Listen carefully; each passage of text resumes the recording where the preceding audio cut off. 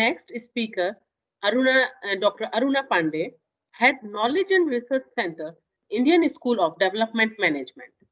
Aruna comes with deep engagement in domain of natural resource governance, institutions, organizational studies, and sustainable livelihood. Aruna has more than 15 years of experience in applied research and teaching. She has worked with institutions like School of Oriental and African Studies, SOAS, University of London, Bharat Rural Livelihood Foundation, and Autonomous Society of Ministry of Rural Development, Government of India. Tata Institute of Social Sciences, Mumbai, Indian Institute of Management, Ahmedabad, and Indian Society of Agribusiness Professionals, New Delhi.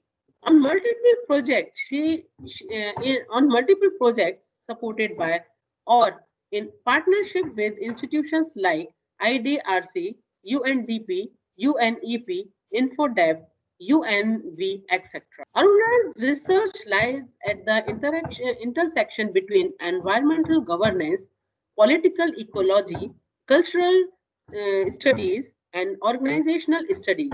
She is interested in state society relations, power and descent, agrarian change, solidarity economy, and critical sociology. She has received the Young Analyst Award by EU and DPG, the prestigious MK Tata Prize, and the NTPC Gold Medal for her dissertation on socio-economic impact assessment of bauxite mining in Rayagada, Odisha at Tata Institute of Social Sciences, Mumbai, and the Felix Scholarship Trust Award for her PhD at SOAS on solidarity economy, negotiating claims, solidarity and descent in India, among others. At ISDM, Aruna leads the Knowledge and Research Center as faculty for ISDM postgraduate program in development leadership. Aruna teaches courses on environment and development, system design for social interventions and research method. She has also published and presented several papers on solidarity economy, national resource governance, and leadership development in civil society organizations. Her strength lies in her ability to straddle the theory practice space to make a meaningful contribution to change on the ground. Aruna received her BA in psychology from Delhi University, MA in social work from Tata Institute of Social Sciences, Mumbai, and PhD in development studies from School of Oriental and African Studies, University of London. Aruna is also a part of Honeybee Network, a volunteer network across 75 countries engaged in the development of sustainable knowledge ecosystem. And today, Aruna is going to present uh, her views on a topic, a thriving economy in post-COVID India, on model of regenerative economy and the relevance in the context of India. So I am welcoming Dr. Aruna Pandey to give their views. Welcome, ma'am. So thank you so much for inviting me to this space. It's been thoroughly enlightening since morning, listening to some of the stalwarts in the space and the kind of insights that has come through. Lot of recognition of what one has been listening and reading over the past months. Today, let me begin with a disclaimer. Like Professor Parmeshwar, I'm not an economist, as you must have gathered from my bio. And I come from a field of environmental governance and political ecology. And that's the space where I've done most of my work.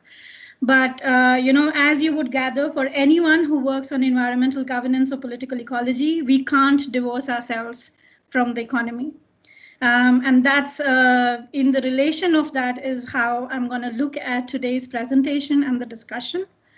The core idea behind what I'm trying to share with everyone here today is, in the context of solving issues, One of our ancient texts talks about how when solving an issue, sometimes we tend to concentrate on the problem itself. And we concentrate on the problem so much that we forget the context within which the problem is located. And regenerative economy essentially talks about how the solutioning space is largely about shifting the context itself. When you shift the context, the problem ceases to exist. This is also in line with a lot of systems work that one has been engaged in. And so without further ado, I'll just begin on my presentation. I'll try and maintain the time limit that has been shared with me. So one of the key words that I would like to carry through as a theme throughout the presentation would be, the word thriving and prosperity. And how do we understand thriving and prosperity? In the context of economy, in the context of the current situation that India faces today. Now, if I broadly speak about the current kinds of crisis that we will see often around us today, and this has been existing for past 10, 12 years, in the past 15 years, the dialogue around these crises has really taken over the world. And first of those, which we all must have heard about, from the Extinction Rebellion to the NASA data to the UNFCCC data that has been coming in, to the climate change plans that India has also been committing to, is the ecological crisis that we all face. And many scientists today in the world have connected what is happening today with COVID and other kinds of illnesses which are likely to come in the decades that follow, is going to be around this ecological crisis. And so it's a threat, it's a crisis which jeopardizes our very existence. The second crisis, which is absolutely, staring ourselves in the face, is the rising inequities that we face today. All of us here have heard multiple numbers about what is going to happen as a result of COVID-19, where we are expecting more than 500 million people to be pushed into poverty circles. If this is what we are talking about, then any disaster that's likely to come now and thereafter, it's going to further raise this gap that exists in the society. And the third crisis, which we all face today, is the crisis of governance. Now, only if the governance mechanisms of how India maintained itself, or how did we ensure certain kinds of basic services to different communities within our population. Only if we were able to have better governance practices around them, we wouldn't have the kind of crisis at hand that we had today. And so, while COVID-19 or any of the disasters that India has been experiencing in the past 5 to 10 years, while they have been extremely, toll-taking on who we are and where we stand today, the vulnerabilities have been enhanced dramatically because we do not have a resilient governance structure to respond to such crises. And so when these crises actually combine together, we are talking about a question for certain communities, definitely it's a question of existence and survival.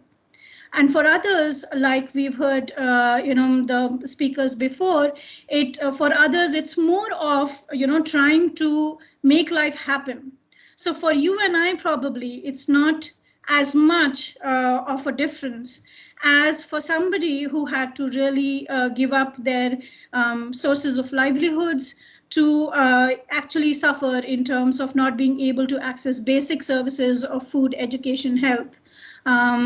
So the crisis impacts different people differently. And more so, what we are going to experience is that the vulnerable communities are going to suffer the most as we move forward.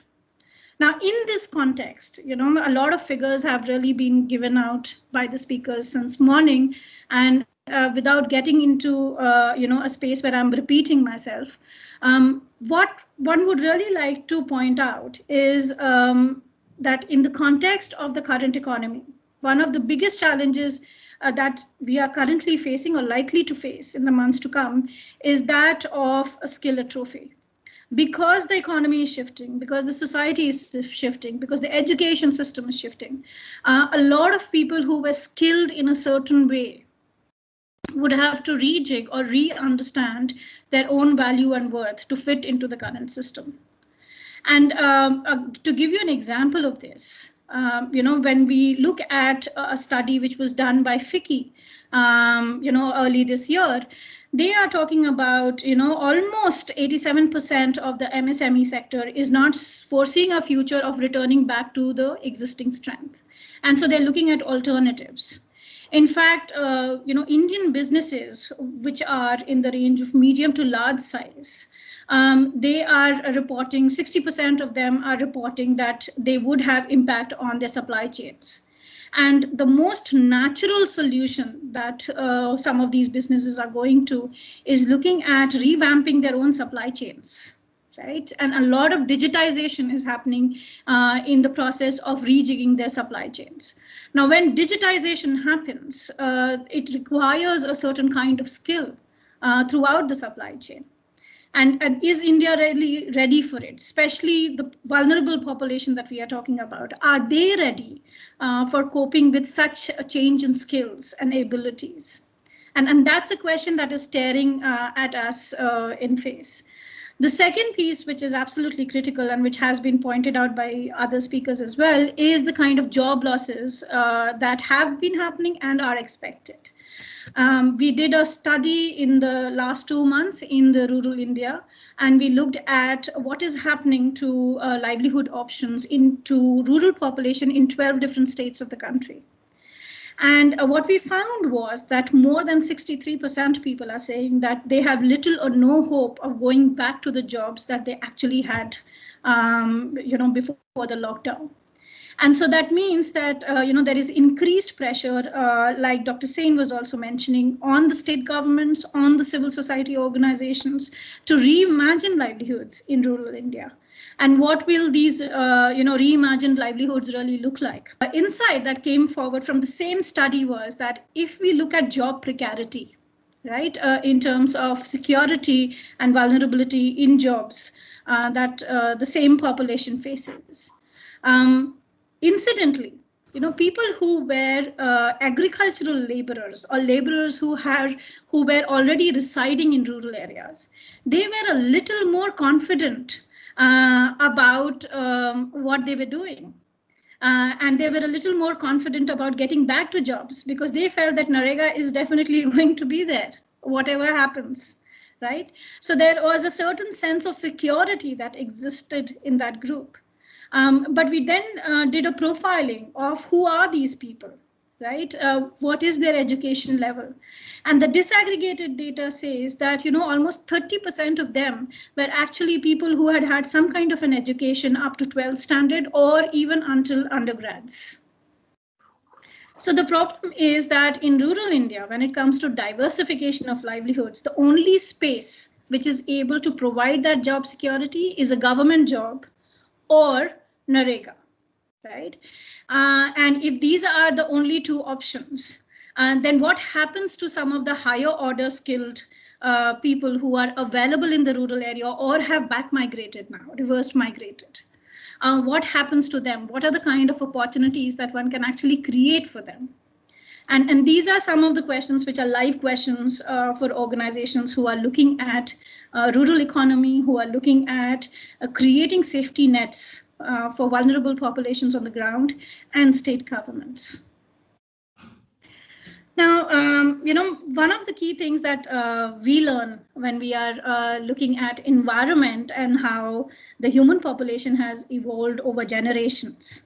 We are taught that we have been able to make substantial progress over our generations because we had a living world that we could rely on, right? There was a particular seasonality to things. We knew that agriculture will produce certain kinds of things in a year, and it will happen repeatedly year over year over year. So there was a stability in the natural system that existed. And that is what actually supported the human population to thrive in the early years. and we reached where we are. A second piece, which is absolutely, if you think about it philosophically, it's captivating that there is no other species that has achieved such amounts of progress and thrivability because of their intelligence. Every other species on the earth, if they have to thrive, if they have to reach the next level of evolution, they have to undergo physical changes, right? But human population is the only species that has been able to transform their own lives because of intelligence, right? And intelligence which sparks from an idea. So the idea of how we design our economy is powerful enough to transform our lives today and what's going to happen next. So it's not just about gap fixing as to what's not working in the current economy. It's really about questioning that an economy which has been so fragile for us, that disasters after disasters, we have not been able to create a holistic resilient system that can survive certain kinds of jolts that we are getting in the present day and time, which can provide for the whole population that the country or the world has. Then where are we going wrong with the idea? Where are we going wrong with the blueprint? And when we speak of this, then what we are talking about is that if we are looking at such ideas, then we only need to ensure that we have to rediscover the kind of economic model with which we can attain and match sustainable requirements, right? And sustainable not just in terms of nature and conservation, but also in terms of our financial systems, also in terms of our basic life circumstances that we create for each other. Another key, tenet that drives thrivability is that a population or any species thrives when things around them thrive, right? So we can't have an economy that devours everything around it and then expect that we will thrive. So the model itself needs to build a thrivability which is symbiotic in nature, with other species, with nature, with what we drink and breathe and live on. So land, water, and air, right? And so the reason this becomes important is if we look back on our economic models from the past, at all points in time, we have always been perceived as rational beings who understand to create value out of what we have. But at the same time, most of our decisions in life are completely irrational. Look at yourself in your personal lives. Are your decisions always very, very rational? And so there is more to, the Kuznets growth curve. There are decisions which exist beyond rational thinking that influences how we behave and how the economy or a system functions. So what are those factors, and why haven't we considered those factors?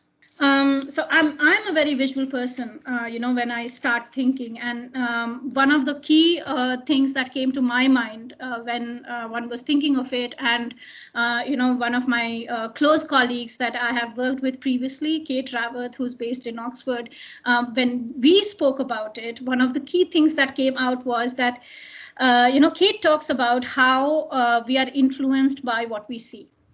Right now, if you look at the 20th century economics, which is still guiding what we do right now, it's made out of certain kinds of an idea about where do we find balances, right? Where does the system stabilize? And whether it is the supply and the demand curve, or the assumption that the growth is inevitable and we will keep growing till the ends of the world. Those are assumptions which create a very neat understanding of how things are. So say, for example, one of the key assumptions that Kuznet made was that as with growing per capita income, the inequality rises and then it dips after a while. Right? But the context in which he was studying this was very, very different from what today's context is. We are not talking about a normal economy. He was looking at war and what happened before and after war. And one of the key critiques of such theories has been that maybe there were other factors that influenced inequality. Because after, like Dr. Sain was saying, that after a catastrophe, what government does is that it invests in social welfare services. It creates that social security for itself. And that is what happened in Europe. So as the economy was progressing and growing, the inequality was growing, right? Until war happened. And when war happened, then the government started to recover from that war, to recover from the famine that followed. The government started investing in social security measures. So one of the speculations is that, it doesn't, we don't know whether the, Kuznets curve is actually correct. And that's part of the dialogue which is happening in the world right now in progressive economics. A second piece which has been completely refuted by now is that, if you replace inequality with sustainability or responsible behavior in terms of nature preservation, right? And the assumption was that as we develop further, we will be, a society that will become more environment friendly. We will become more environmentally responsible, right? And you see a similar curve in terms of damage to nature and then regeneration of the nature, right? As the income per capita increases. But that hasn't happened. Any country that we looked at, which is a developed nation, continues to exploit resources, right? And this idea that there is endless growth despite finite resources within which we are located is problematic. It has landed us into trouble time and again. And we've seen this again and again with all kinds of financial crises that the world has faced. So the question really is that, if this visual doesn't work, then what is the other visual that's likely to work? And, the easiest way to do this is go back to what Dr. Naresh was talking about in terms of going back to our roots, to our indigeneity. And if we start looking at our indigeneity and what are the symbols of balance, what are the symbols of prosperity that exist in different religions? And you will see that all of those symbols are made up of circles, are made up of, flows, which are a continuous, right? So there is a continuity to that flow, where it flows and then it returns back, right? And so if that's the symbol of of a growth which is sustainable, a growth which is full of prosperity, and I have a few symbols at the bottom of the slide here from different cultures from across the world, including our own. Then we are trying to look at a 21st century economics, which is really a representative of a distributive growth, which is distributive by design itself. And so the question of creating a thriving economy today is really about revisiting the design canvas. Can we look at a design canvas which believes in plurality? Can we look at a design canvas that recognizes that different populations have different kinds of needs? And if a government or if a state or if a society has to support these different kinds of communities, maybe one kind of model doesn't really work, right? And so the question really is that, are we looking at alternative models or are we looking at group of models that can come together to create a different narrative altogether? Now, this is what Dr. Kate Raworth has put together, and it came from almost 9 years of discussion in a group called the Futures Forum. That's based in the UK, has authors and scholars from across the world, including India. And that looked at what are the key factors then that define thrivability. What are the key factors that define prosperity in a society? And instead of just going by the measures of GDP in an economy, can we go back to looking at some of these indicators? And so, Kate came up with a visual for it, which was a donut, right?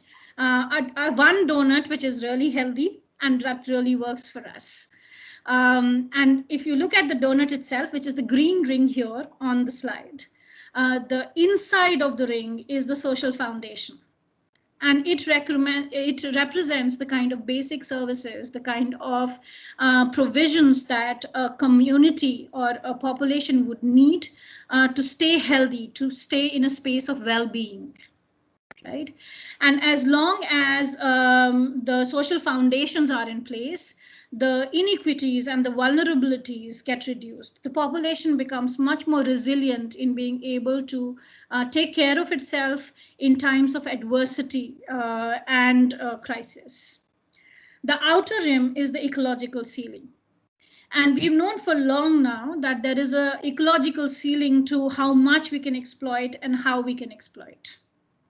And so a shortfall in the social foundation or an overshoot in the ecological ceiling takes us to the red zone. And we will keep having the kind of crisis that we face today, whether it is COVID-19 or something else. And so what we really need to see is that can we occupy the green space, which is within the social foundation and the ecological ceiling boundaries? A place where human population can actually thrive along with planet. Now, this particular graph, the radial that you see in front of you, is a representation of today's time. This is really what is happening across the world right now. So in terms of all kinds of social foundations, whether it is housing, gender equality, social equity, political voice, health, food, water, education, we are seriously short in terms of providing for different kinds of populations. On the ecological ceiling front, we aren't doing any better as well. Right? So there is huge amounts of biodiversity loss which has happened, which is landing us in the kind of ecological crisis that we currently face. And so then, if one has to design an economic model which is within these two boundaries in the thriving space, then how would those models really look like? And one of the key questions that one then asks is that what will help us design something like this? And so we are talking about three key principles when it comes to a donut economy or an economy which is meant for thriving human population. One, we are talking about a deep sense of understanding of ecological integrity. What does it mean to be in integrity with nature? Not maintaining a balance, not being in conflict, but actually building on the kind of richness that nature offers us. And one doesn't say that we need to go back to Stone Age, or we need to go back to not having things that we're currently having, whether it is internet, our laptops, or the rooms that we are sitting in. But the sources of maintaining these resources can be in sync and in attunement with ecology. And so we are talking about a different kind of an infrastructure for ourselves, which gets powered by different kinds of sources. A second principle, which is absolutely important, is to recognize the value of equity. And unless we design our financial systems, unless we design our infrastructure, which works on the principle of equity, it's going to be problematic. So whether it, I belong to the social sector. I do a lot of my work in the Indian social sector today. And one of the key questions that we constantly ask is that if we have rich people who are rich enough to donate 50 to 80% of their incomes into philanthropic money, then why are they donating? Why isn't government taxing them enough? Because what happens is that the same people who have literally built their wealth on exploitative economic models are the ones who are in power in the social sector as well. They dictate how social sector programs will run. They dictate what's going to happen in the civil society space. And we are reinforcing the power equations instead of distilling, instead of doing away with inequities. And so these power structures get reinforced again and again and again, and our financial infrastructure actually reinforces it. So can we design mechanisms within the way we organize our economy that we do not have these power dualities that exist to such an extent? And can we reduce the equity gap when it comes to power, and when it comes to resources, when it comes to access to certain kinds of services. A third piece, which is absolutely critical for us, is to change the definition of prosperity. Prosperity is not about accumulation. And we all know that, especially with the conversations which are now happening around mental health, around diseases which are being caused due to pollution, about the level of growth challenges that our children currently face. So there is a lot of conversation which is happening right now, which questions the very ideas of prosperity that we have designed for ourselves. And so a lot of experiments have happened across the world now, including India, which talks about shifting 7 key tenets of how we think and work, right? And these 7 key principles are around: 1, changing the goal itself. What is the goal that we are talking? What is the purpose of what we are trying to do, right? And so changing the definition of thriving economy, or changing the definition of a prosperous economy, is at the heart of it. We are no longer talking about a GDP which keeps rising and externalizing all other costs, whether social or ecological, right? We are saying that the externalities have to be at the heart of it, within the social foundations and ecological ceiling. And once we do that, then it's a different kind of a goal or a purpose. The second piece, which is absolutely important, is to see the big picture, right? So it's not just about, like many of the speakers have said today, it's not just about providing short-term relief. It's about looking at what is the kind of future that we are going to build for ourselves. And secondly, recognizing that our economy is embedded in our culture. Our economy is embedded in our context. And so a model which may work somewhere else may not work in our context. And so we need to come up with place-based models of looking at context and cultures, and how do we locate economy within it.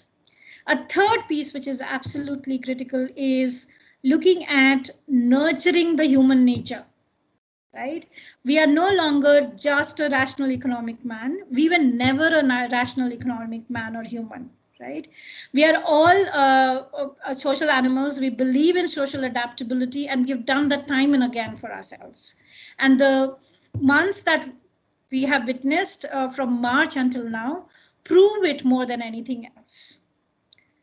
The fourth piece, which is absolutely critical, is to understand that there is no mechanical equilibrium like classical economics talks about. So there's no equilibrium that one achieves between demand and supply, and that's where the society settles. It is about dynamic complexity. So either unless there is a balancing loop which is put in place, you either keep spiraling up like inflation, or you keep spiraling down. Right? And so recognizing that there are these dynamic complexities and there is no one single mechanical equilibrium is very, very important when we are designing the new model of economy. The fifth point, which is absolutely critical again, is designing to distribute. Equity cannot be attained unless we design a distributive economy. And that distributive economy has to be facilitated and regulated by the state, until the democracy is mature enough to regulate itself. The sixth principle that regenerative economy talks about is creating to regenerate. Right? What happens is that if we look at the manufacturing chains that currently exist, one of the examples that I'm going to talk about later in the presentation is about the automobile industry.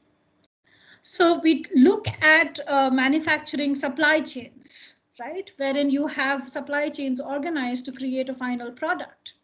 But what about reverse chains, right? What happens after the product is no longer usable? And can we invest in creating infrastructure for such reverse supply chains? And that believes in creating a circular usage of certain kinds of resources to build in that efficiency, to build in that effectiveness and value addition. And that ensures that whatever we create gets used up. So we are talking about moving away from, an economy that thrives on a consumerism culture which believes in disposing. right? We are talking about a responsible consumerist culture which believes in going, having cycles of usage, and not with diminishing value, but with maintaining high value at all levels of creating cycles. And the seventh one is about recognizing that growth, um, addictions to growth, is something which will not land us in a good place, right? We need to give up our addiction to growth.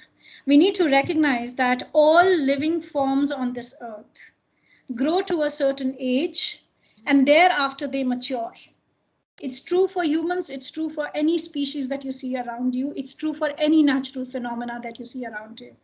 There is a growth phase where you are growing steeply and then you stabilize and you remain into that maturity phase until you reach a stage of decline or metamorphosis, right? And so we can't really be addicted with growth curves. We have to look at being growth agnostic. And so that really shifts the kind of purpose that we are talking about. Now, to give you a sense of, what is really happening in the world, and this whole thought, this whole model is so counterintuitive to what is currently happening. One example is that if we look at the data from the past 10 years of what has been happening in companies, right, in corporate groups who have been declaring their plans and their responsibility towards different kinds of social dimensions. And only 5% of the companies in all their corporate reporting have ever referred to something called ecological limits to their own manufacturing cycles or growth cycles. In fact, it's completely unrecognized. So the whole idea of externalizing what exists is almost like a norm in the sector. And even less, of the 5% who declared certain kinds of ecological limits to their business model, only 0.2% of them have disclosed any plans which have been designed to account for this ecological limit. Right? So the assumption that we have is that we can go on exploiting as much as we can, wherein the data from all corners is telling us that there is a limit and we need to figure out what that limit looks like.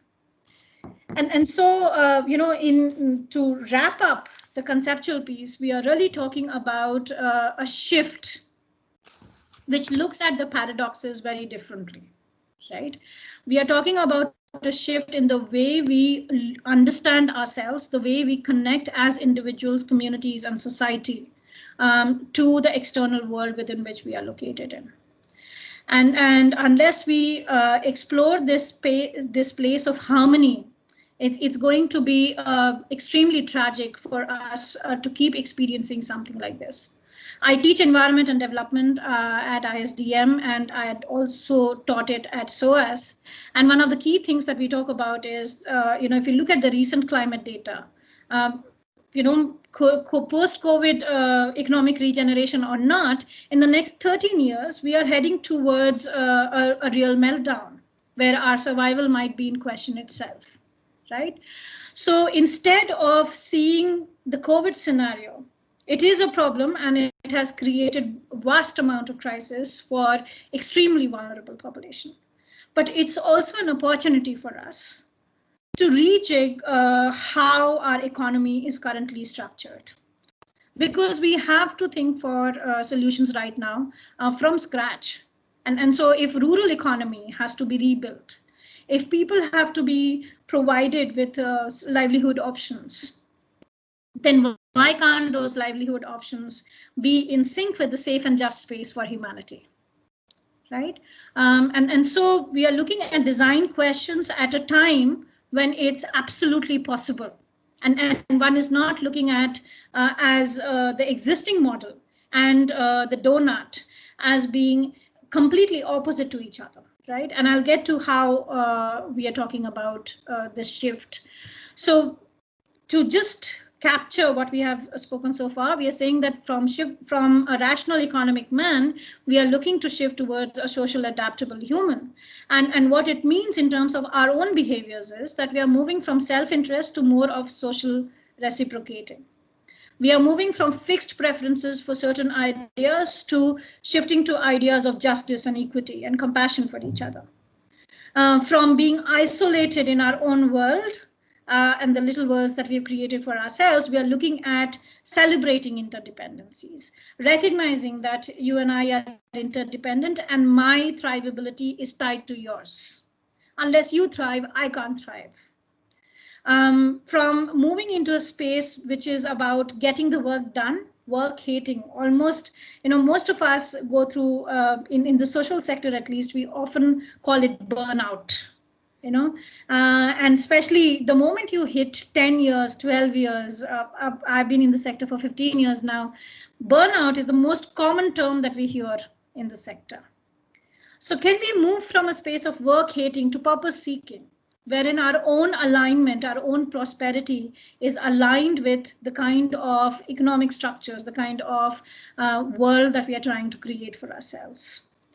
And moving from a space of dominating over nature to looking at symbiotic dependence, wherein we feed into the nature as much as we are drawing from it. And so, authors have interpreted it in various ways, but essentially, if I have to summarize it in one line, we are talking about moving from a space of competition, fear of not being able to make it, or fear of not having enough, or not being good enough, to a space of celebrating, valuing diversity, to loving each other, to collaboration, to participation. Sounds utopian. But let's see if it is really a utopian, right? And that's when I would like to bring in the SDGs and the Sustainable Development Goals. In fact, I'm happy to share that the Sustainable Development Goals, the base framework for that goal comes from the donut, right? Which looks at equity at the heart of it. And so from a development paradigm, an economic system which is degenerative in nature, which means that there is a limit to how much you can grow, right? So there's a limit to how much you can exploit natural resources. So from moving from a degenerative development to a regenerative space is talking about shifts in the way we think about technology, shifts in the way we think about value creation, and shifts in the way we see the basic tenets of SDGs. And if you look at the 17 goals, to be able to pursue them under regenerative cultures means actually being able to see the interconnection between them and recognizing that zero hunger is as much connected to quality education as it is to sustainable cities. I spoke of how the two ideas are not opposed to each other and actually draws on the strength of the existing economic system. And this is the Three Horizons framework, which was first developed by Bill Sharp, who was also part of the Futures Forum, and that has now been taken up by multiple economists from across the world. But it essentially talks about three horizons of planning and looking at how do you create future scenarios, right? The first one, which is H1, is about business as usual. And business as usual right now for us is the red donut, right? If you continue on this line, if we continue on this line, we are going to land up in places where it will be difficult for human population to survive for long. Vulnerabilities are going to increase, and resilience, whether in economic or social space, will remain a distant dream. And so to create a resilient and thriving economy, we are saying that we need to get away from the pathway of business as usual. We need to move to a different space. And that's where a lot of innovations and ideas come in, right? What we've always known as disruptive innovation. But what is interesting to note is that disruptive innovations can actually be two kinds. Some of those innovations, say, for example, looking at digitized supply chain, replacing existing supply chains with digitized supply chains, are disruptive innovation. right? It's a disruptive innovation, but it's in line with business as usual. No goal has changed, right? No purpose has changed. And when that happens, then it drags us back to business as usual rather than pushing us to a new scenario. And so we need to understand what kind of disruptive innovation will actually be game changing for us. What kind of disruptive innovation will push us towards creating a distributive economy or a regenerative economy. And so we take what is good and we leave behind what pulls us back to business as usual. So all the infrastructure that currently exists is amazing to build on. Only if we can shift our frame, shift the context of how we are going to use the existing infrastructure that exists in the society. And so essentially we are talking about, are we trying about finding new ways of doing the old thing? Or we are really trying to finding new ways of doing new things, right? And so this new way of doing new things is what regenerative economy talks about. One of the key things that we spoke of is how it is about embedding externalities in the heart of the system. And it also talks about how the economic system under regenerative economy is looking at regenerating capital assets that are providing for goods and services, which are actually contributing to the well-being of the human world and the planetary health. A second piece, which is absolutely critical, is understanding that there is a strong and high potential young population that India currently has. And there is an emerging manufacturing sector that we have. Now, can we put the young population and the emerging manufacturing sector on a trajectory of positive and regenerative path? To do this, one is saying that we need to keep three principles in mind. One, we have to design business models, we have to design economic models, which basically enhance natural capital. So it's not just about maintaining, because our natural capital has dipped quite a lot. That sustainability is not going to be enough.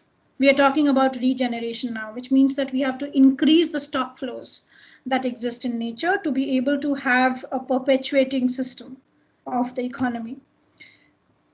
A second piece, which is absolutely important for us, is looking at resource yields. And can we get into a space of efficiency, which talks about both technical and biological cycles, right? For all kinds of products, components, and materials that are in use. And thirdly, we are talking about in nurturing effectiveness. Right? And effectiveness and nurturing effectiveness is all about understanding what are the negative externalities of the current design that we are incorporating in our system. If the negative externalities outweigh the kind of positive returns it's making to the natural capital, then it's a problem, which means that we will continue to go beyond the ecological ceilings and we won't be able to stay within the donut. Right? So we need to understand what kind of negative externalities will help us remain below that threshold value for resilience. So there was a quick study that was done actually by UNCTAD and MacArthur Foundation, and WEF was also part of some of the findings that came across it. And they just made a few projections for India. Right? What's going to happen in India if we look at a regenerative economic model? Right? And they said that if we pursue the path of regenerative model for three key areas, they looked at cities and construction, they looked at food and agriculture, and they looked at mobility and vehicle manufacturing. And if we just look at these three sectors, then a regenerative path will lead us to creating an annual value of about 14 lakh crores by 2030 and 40 lakh crores by 2050. Right? It also, the model also suggested that we will be able to significantly lower the costs, right? Which means that we will lower the cost by about 11% by 2030 and by 30% by 2050. Now let's apply this logic to cities and construction, and let's look at one of the government schemes that we have in place for looking at housing for the poor. Right? Now imagine if Pradhan Mantri Awas Yojana can use this logic and look at savings of about 11% by 2030 just by incorporating the regenerative principles in the way it looks at cities and construction. Same with the smart cities plan that we are talking about. And so we will get to what each of these sectors look like when it's designed using regenerative principles. I have a few examples to discuss. The study also talked about reducing negative externalities, which are either in the ecological ceilings space or in the social foundation space. And to give you an idea, what the report talks about is that if you look at regenerative models, by 2030, we are saying that GHG emissions will actually reduce by 23%. And that's nowhere near the current projections. Even with the kind of changes that the current pathway suggests, we will never be able to achieve such reductions in negative externalities, given our commitments to SDGs. So we actually have a chance of going beyond our commitments and still make money, right, by following this model. And that's proven through the kind of models that have been created. A third piece, which was absolutely, insightful about this piece, was that it actually helps with lowering cost of products. It helps with reducing congestion and pollution and health impacts on the population. So there are a lot of benefits, even in the social foundation, if we move to this model. Now, how does this model look like? What is the magic bullet like, right? And so if we look at food and agriculture, the regenerative economic model is talking about regenerative agriculture. An agriculture which moves into, circular economy, where there is little or no nutrient loss. There is little or no value loss. And that can actually be created. A proven model of it is the work that an organization is doing in parts of Bihar. The name of the organization is PRAN. They have already proven the model with 36,000 farmers, smallholders, who have come together to create something like this. And the kind of yield that have been created from such regenerative agriculture models is in a 6-acre land, combined land of different smallholders, is equivalent to the kind of yield that is created by a 600-acre land in US. Right? So that's the kind of value that can be created just if we capitalize on the current context of India, the existing knowledge that people have, and moving to regenerative models. A second piece, which is often talked about in food and agriculture vis-a-vis regenerative economy, is looking at digitally enabled asset sharing solutions. And this is a business prospect. This is a business model that can be taken to the communities, and also can be supported in the areas where the government is working. So say, for example, government is already funding farmers to buy certain kinds of equipments. Now, can this be supported by the Digital India campaign by creating platforms that allows for asset sharing?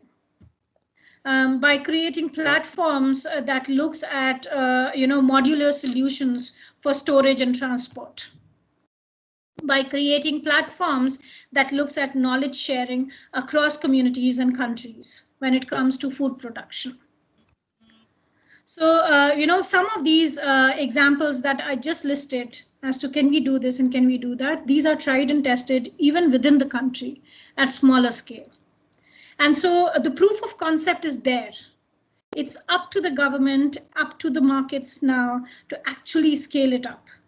And so in this, we are looking at the role of the government, the role of the state, and the role of the policy to be that enabler, to be that facilitator that creates such regulatory frameworks, that creates certain incentive models, that pushes people to move to more closed nutrient loops. to move to supply chain models which are in sync with regenerative agriculture rather than a pesticide based agriculture.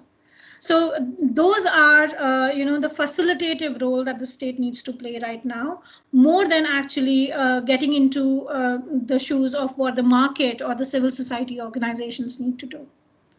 So one, we need to really identify what is the role of Samaj, Sarkar and Bazaar, right? So the state, the market and the society in creating these different models within different dimensions of, say, food and agriculture or cities and construction. And secondly, will these roles actually involve building collaborative platforms? So the government's role actually is to help these different actors come together. And it has done beautifully so during the COVID response. So many states have creating exemplar, models of where they have brought these three actors together.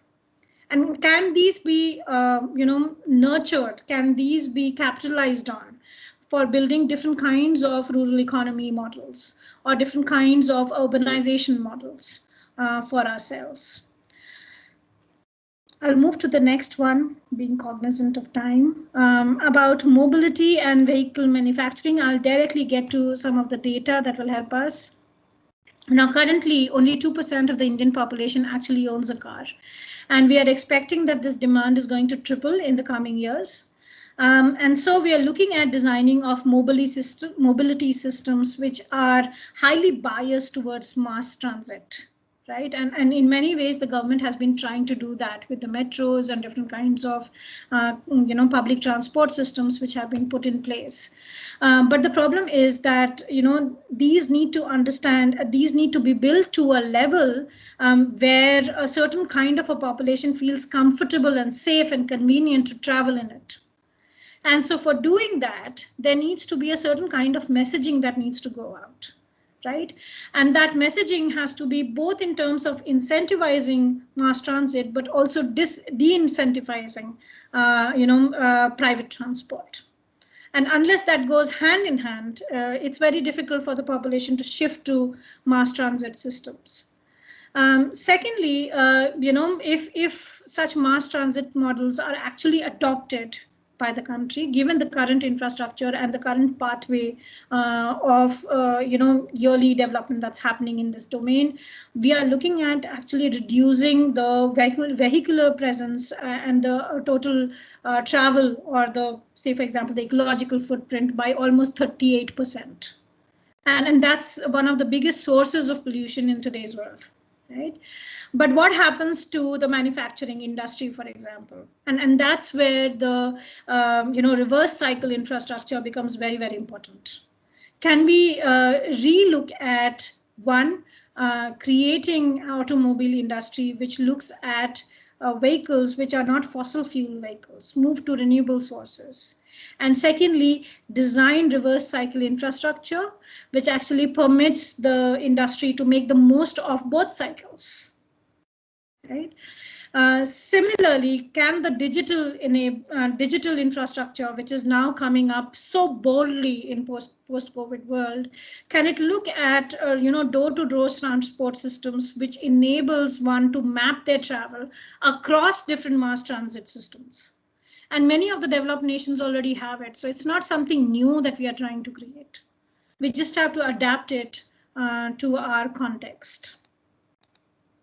In cities and construction, one of the key things that we talk about is how, and Dr. Sen talked about it, how it needs to be integrated with other sectors.